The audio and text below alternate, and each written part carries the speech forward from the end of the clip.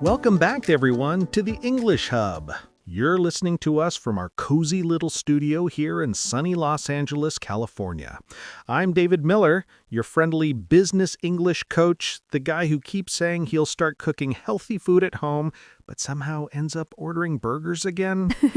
And sitting across from me, as always, is the brilliant Jessica Martin. Hello, everyone. It's so great to be back. David, one day I'm going to make you promise, on air, that you'll actually cook that healthy meal.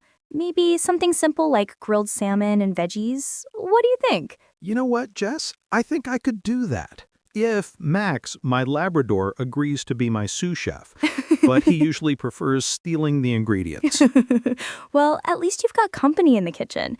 Luna, my cat, just sits and stares like she's silently judging every move I make. Maybe that's why I stick to salads. Animals really do make everything more entertaining.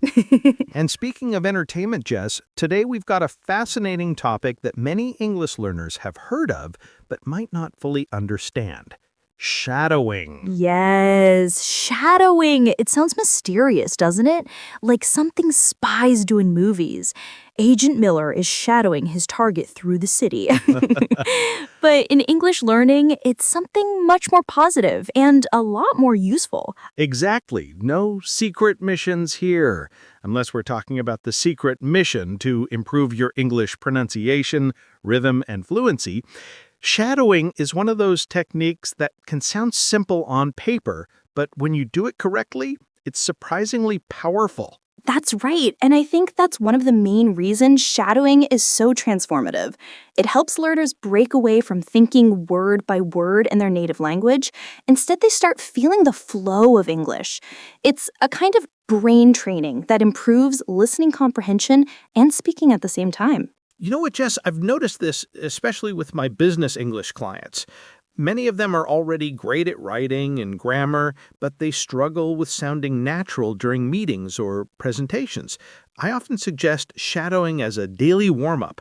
Just 10 minutes with a good audio source, for example, a short news report or a company video, and their speech becomes noticeably smoother after a few weeks. Yes, and it's interesting how shadowing not only improves pronunciation, but also builds confidence. When you practice repeating authentic speech, you start to believe, hey, I can actually sound like that. And once you've experienced that feeling, it changes how you approach conversations. Definitely. It's like exercising a muscle. At first it feels awkward, your tongue gets tired, you miss a few words, maybe your parrot joins in and repeats everything wrong.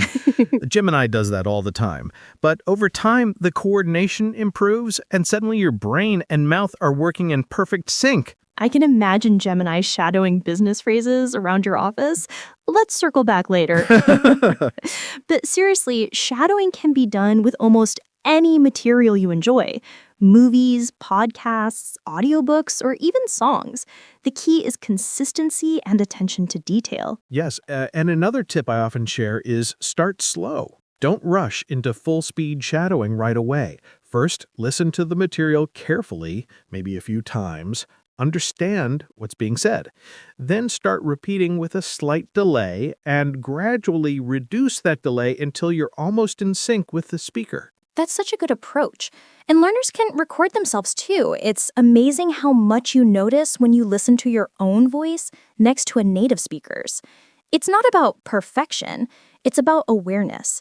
Every small correction makes a big difference over time. I completely agree. Shadowing also helps with accent reduction, not by forcing you to imitate someone exactly, but by helping you tune your ear to natural speech patterns. You pick up where stress falls in a sentence, how intonation rises and falls, and how words blend together in real speech. And the beauty of it is that anyone can do it.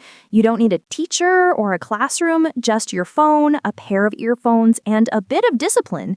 Even if you're on the bus like me every morning, you can shadow quietly under your breath. That's probably a little strange sometimes, but it works. That's dedication right there. And honestly, that's what separates successful learners from the rest. Small, consistent habits.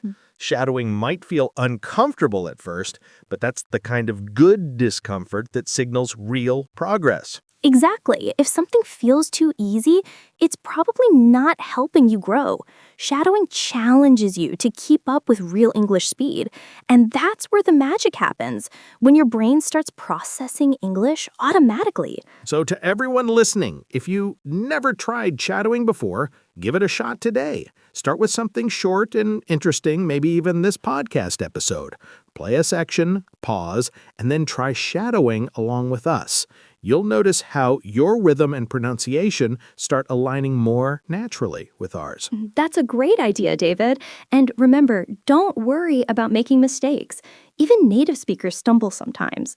What matters most is consistency and curiosity.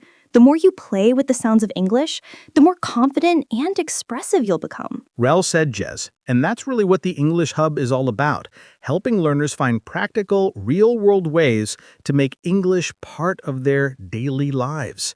So whether you're walking your dog, cooking dinner, or waiting for the bus, keep shadowing, keep practicing, and keep growing. Beautifully said, David. And to our listeners, thank you for joining us today.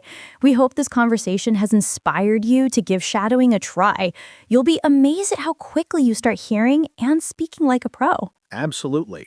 From both of us here in Los Angeles, stay motivated, stay curious, and remember, English isn't just something you learn, it's something you live. That's so true. Until next time, everyone, take care and keep shining in your English journey. See you soon from the English Hub.